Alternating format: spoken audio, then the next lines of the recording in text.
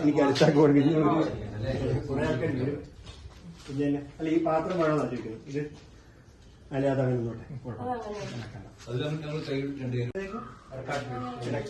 ക്ഷേത്രം കുറ്റിയാടിയില്ലേ?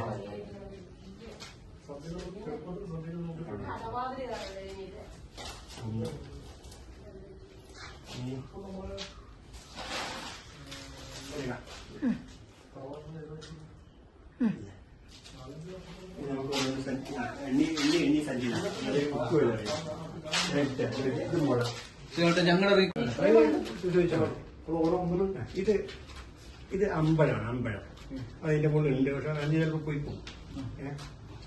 ഇത് പൈനാണ്. പൈൻ ഇത് ശരിക്കും തന്നെ വെച്ചാൽ എല്ലാം ഉണങ്ങണം. ഈ ഇതിങ്ങനെ ഉണങ്ങിപ്പോയിട്ട് പുതിയ നാമ്പ് വരും. ഇപ്പം വെച്ച് കഴിഞ്ഞാല് എന്തായാലും നാമ്പ് വരും. നമ്മൾ ഇത് ഇലയില്ലാന്ന് വിചാരിച്ചിട്ട് സംശയിക്കരുത്. അതെ. ഇത് ചോതിയുടെ നേർമരുന്നാണ്. ഇത് അശ്വതിയുടെ കാലികം. ഇവരുടെ കഴിഞ്ഞോട്ടാ. ഇത് നെല്ലി, ഭരണിയുടെ നെല്ലി.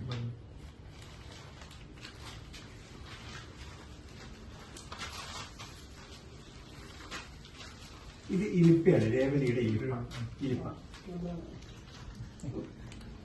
ഇത് ഞാവല്, രോഹിണിയുടെ ഞാവല്.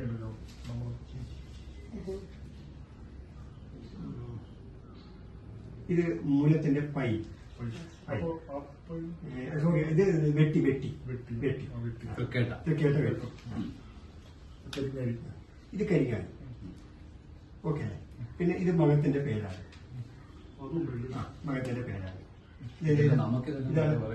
ഇതിനകത്ത് എടുക്കുമ്പോൾ ശ്രദ്ധിക്കണം.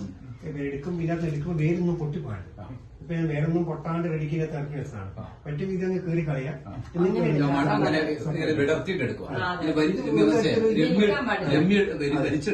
ഇതിപ്പോ ഇനി മുകളിലെ ഇല ഉണങ്ങി പോയിട്ടുണ്ടെങ്കിലും വേര് ഓക്കെയാണ്. വേരൊന്നും പൊട്ടാത്ത വേരുകളാണ്. റെഡി വെച്ചതാണ്.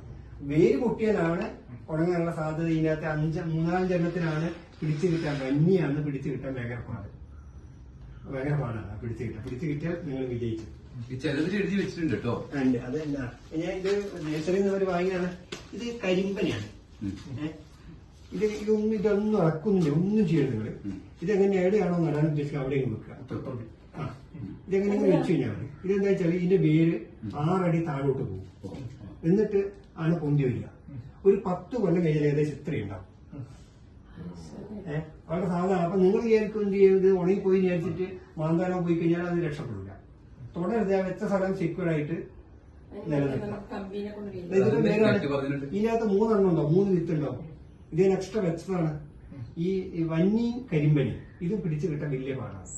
ഇനി അഥവാ ബൈ ചാൻസ് കിട്ടിയില്ലെങ്കിൽ എന്ത് ചെയ്താലും നിങ്ങൾ അടുത്ത കൊല്ലം ഈ പാലക്കാട് എഴുതുമ്പോൾ അങ്ങനെ പോകുന്ന സമയത്ത് പന്നേന്റെ തേങ്ങ വെച്ചാൽ മാത്രമേ ഇത് കുടിക്കൂ. ഒരിക്കലും തൈ പിടിപ്പിച്ചിട്ട് കുടിപ്പിക്കാനാവുക.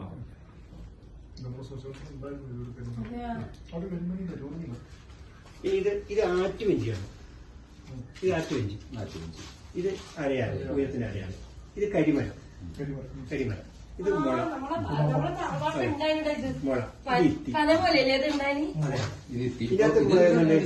മാവിന്റെ തൈ ഇതിനകത്ത് ഇല്ല. അത് നിങ്ങളൊന്ന് വാങ്ങി വെച്ചോളൂ. പൂരാടത്തിന്റെ ആറ്റ് വെച്ച് ഇതാണ്.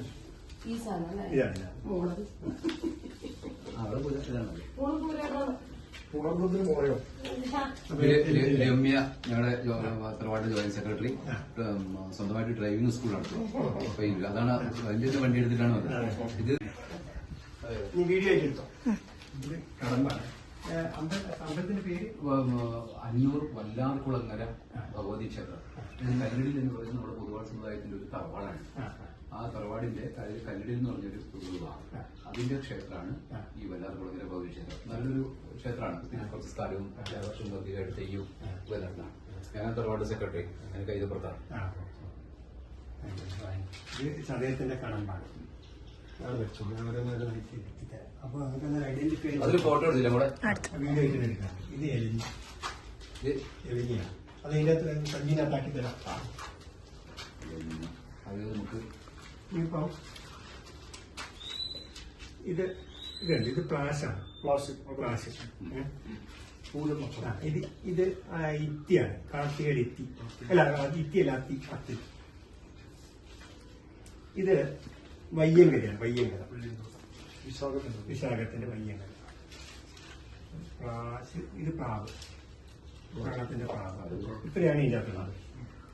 ഇപ്പൊ എല്ലാം കിട്ടിയാൽ ഇതൊക്കെയാണോ?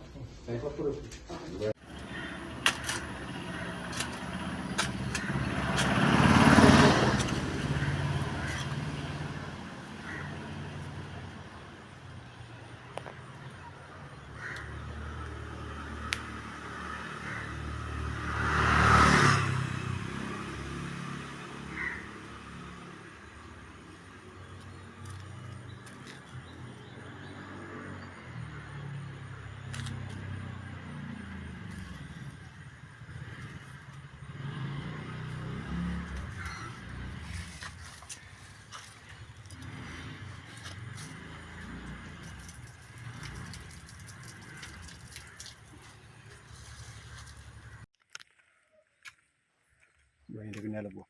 ഞാൻ ഒറ്റക്കാലം ഇത് ഞാൻ പോയിട്ടില്ല. ഇത് മാത്രമല്ല, ഇതുകൊണ്ട് 2 ലൈനുണ്ട്, 2 പൈപ്പുണ്ട്.